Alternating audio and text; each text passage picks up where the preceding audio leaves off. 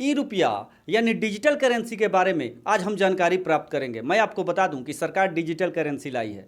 तो digital currency क्या होता है, इसका उपयोग हम किस तरीके से कर सकते हैं, इसको लाने के पीछे सरकार का क्या मकसद है, इसके फायदे नुकसान क्या है, इसके बारे में हम विस्तार से चर्चा करेंगे। उससे पहले हम मुद्रा के इतिहास के बारे में थोड़ी बहुत जानकारी प्राप्त करते हैं।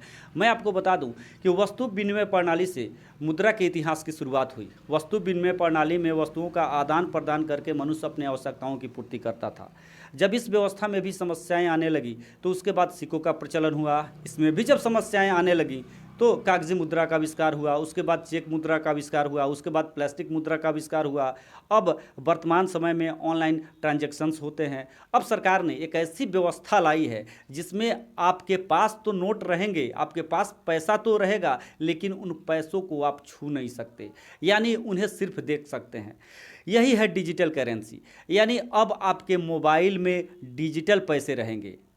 अब आप ये सोच रहे होंगे कि आखिर इस डिजिटल करेंसी में नया क्या है, यानी हमारे पास पहले भी वैसी व्यवस्थाएं थी जिसके आधार पर हम पैसों का लेन देन करते थे। पेटीएम था हमारे पास, पे फोन था हमारे पास, या दूसरे एप्लीकेशंस भी थे जिसके माध्यम से हम ऑनलाइन ट्रांजैक्शंस करते थे, अपनी आवश्यकताओं की पूर्ति करते थे। तो आखिर इसमें नया क्या है? तो मैं आपको बता दूं कि डिजिटल करेंसी में नया यह है कि डिजिटल करेंसी को आप देख सकते हैं लेकिन उसे अपने हाथ में नहीं ले सकते। एक एग्जाम्पल के द्वारा इसे समझा जा सकता है। जैसे हम लोग बैंक जाते हैं और बैंक से पैसा लेकर घर वापस आते हैं। इस पैसे को जिस तरीके से हम चाहते हैं इस्तेमाल करते हैं, यानी इसे पॉकेट में भी रख सकते हैं या घर पर भी रख सकते हैं, और इन पैसों का बैंक से कोई लिंक नहीं होता।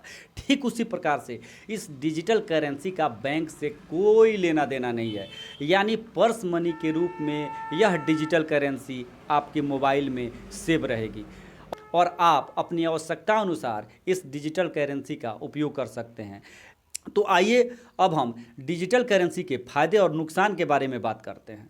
यहाँ पर आप देखेंगे कि डिजिटल करेंसी के क्या फ़ायदे हैं, क्या नुकसान है। तो यहाँ पर सबसे पहले मैं आपको डिजिटल करेंसी के फ़ायदे के बारे में बताऊंगा कि डिजिटल करेंसी के क्या फ़ायदे हैं। सबसे पहला फ़ायदा आप देख सकते हैं कि नोटों को लेकर आने जाने की कोई समस्या इसमें नहीं है। यानी आप जैसा कि मार्केटिंग के लिए हम लोग जाते हैं तो नोटों को लेकर जाना पड़ता है, या बैंक से भी नोटों को लेकर आना पड़ता है। तो ये जो फिजिकल नोट हैं, 2000 के हों, 500 के हों या 100 के हों, अगर अधिक संख्या में इसको कहीं ले जाते हैं तो फिर चोरी होने की संभावना रहती है, गिरने की भी संभावना रहती है। तो ये समस्याएं डिजिटल करेंसी में अब आपको दिखाई नहीं देंगी। डिजिटल करेंसी में जो पैसा रहेगा आपके मोबाइल के वॉलेट में रहेगा। तो इस प्रकार से यह देखा जा सकता है कि बहुत बड़ी एक समस्या जो नोटों को लेकर जाने और आने की थी, उस समस्या का समाधान होता हुआ यहाँ दिख रहा है। उसके बाद दूसरा जो फायदा है वह यह है कि नोटों के खराब होने की यहाँ कोई समस्या नहीं है। आमतौर पर घर में भी हम लोग नोट रखते हैं या पॉकेट में लेकर चलते हैं, नोट कट फट जाता है या गंदा हो जाता है। तो यह समस्या अब हमारे पास नहीं रहेगी, क्योंकि डिजिटल करेंसी के आने के बाद मोबाइल में ही हमारा पैसा सेव रहेगा। अब अगला फायदा जो है डिजिटल करेंसी का वो यह है कि सरकार को इससे बहुत फायदा है। हम लोग देखते हैं कि जो हमारे पास नोट आते हैं बैंक से, हम लोग उसे लेकर आते हैं। तो बैंकों में नोट जो जाता है सरकार के द्वारा, यानी आरबीआई के द्वारा सबसे पहले नोटों की छपाई होती है और फिर बैंक में जाता है। तो नोटों की छपाई में काफ़ी सारा पैसा सरकार का खर्च होता है।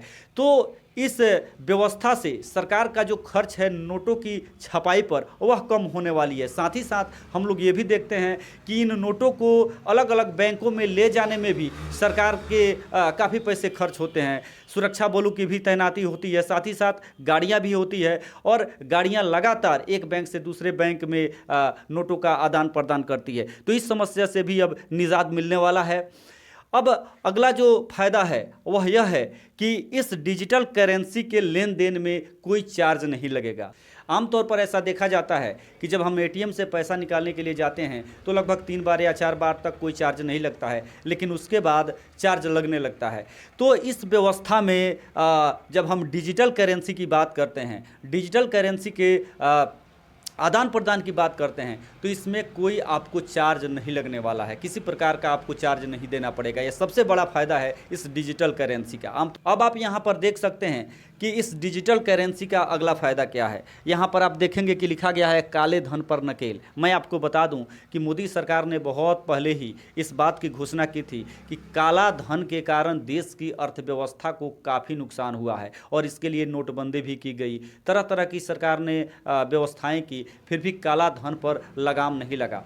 तो सरकार की यह सोच है कि डिजिटल करेंसी के आ जाने के बाद काले धन पर नकेल कसा जाएगा, क्योंकि आप अब जो नोट है घरों में नहीं रख सकते हैं। जब आपके मोबाइल के वॉलेट में पैसा रहेगा तो फिर घरों में रखने की क्या आवश्यकता है, और जो भी पैसा आपके वॉलेट में रहेगा उसकी खबर आरबीआई को जरूर होगी। मैं आपको बता दूं कि इस डिजिटल करेंसी में सरकार ने यह व्यवस्था की है कि जैसे ही आप बैंकों से पैसा लेके अपने वॉलेट में रखेंगे, उसके बाद बैंक से आपका लिंक टूट जाएगा।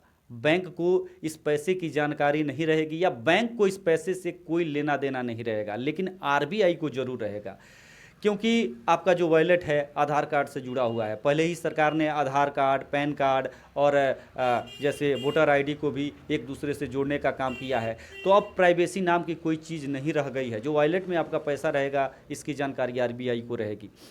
तो यहाँ पर आप देख सकते हैं कि काला धन पर नकेल कसने के लिए सरकार ने यह व्यवस्था की है। अब हम अगले फायदे की तरफ चलेंगे तो यहाँ पर आप देख सकते हैं कि अगले फायदे के रूप में लिखा हुआ है कि कैशलेस की ओर एक और कदम। यानी निश्चित रूप से सरकार ने यह व्यवस्था इसलिए की है कि भारत एक और कदम आगे बढ़ाए कैशलेस की दुनिया में। मैं आपको बता दूं कि सरकार ने बहुत पहले ही यह घोषणा कर दी थी कि इंडिया को कैशलेस बनाना है, यानी जो फिजिकल करेंसी है, यानी जो नोट का आदान प्रदान करते हैं हम लोग खरीद बिक्री में या बैंकों से लेन देन करते हैं या नोटों के माध्यम से हम अपने आवश्यकताओं की पूर्ति करते हैं, तो वो व्यवस्था धीरे धीरे अब खत्म हो और लोग इलेक्ट्रॉनिक ट्रांजैक्शन की ओर बढ़े, यानी बिना नोटों के हमारा काम चल सके। तो इस ओर एक और कदम सरकार ने बढ़ाया है और मजबूती के साथ बढ़ाया है। आने वाले समय में इसका प्रभाव देखने को मिलेगा। तो निश्चित रूप से यह कहा जा सकता है कि कैशलेस की ओर सरकार ने एक और कदम बढ़ाया है इस डिजिटल करेंसी को लाकर। तो ये थे डिजिटल करेंसी के फायदे।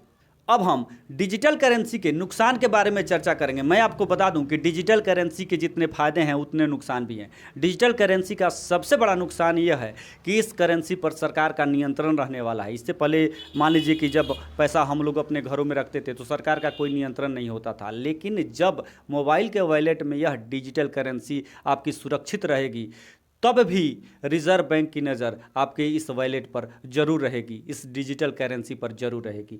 जो इस व्यवस्था में अगर सबसे बड़े नुकसान की बात की जाए तो सबसे बड़ा नुकसान यह है कि इस व्यवस्था में अब आपको कोई ब्याज नहीं मिलने वाला है। यानी अगर आप डिजिटल करेंसी का यूज़ करते हैं, इस व्यवस्था का उपयोग करते हैं, तो आपको ब्याज नहीं मिलेगा। इससे पहले आप जब पैसा बैंक में रखते थे तो बैंक आपको आकर्षक ब्याज देती थी, लेकिन इस व्यवस्था में अब लोगों को ब्याज नहीं मिलेगा। आपके मोबाइल के वॉलेट में जो भी डिजिटल करेंसी रहेगी वह अस्थायी रूप से रहेगी। यानी एक तरीके से देखा जाए तो बैंकों का इससे कोई लेना देना नहीं रहेगा। तो यह नुकसान होने वाला है। अगला नुकसान है कि लोन में कठिनाई आएगी लोगों को।